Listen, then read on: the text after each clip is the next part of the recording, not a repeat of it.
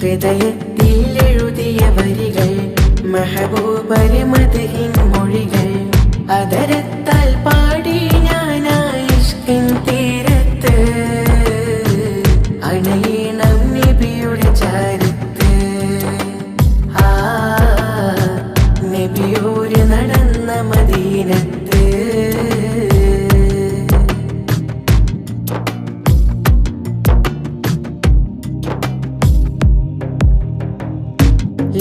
ലോകത്തിലായെന്നും റഹ്മത്തിനായി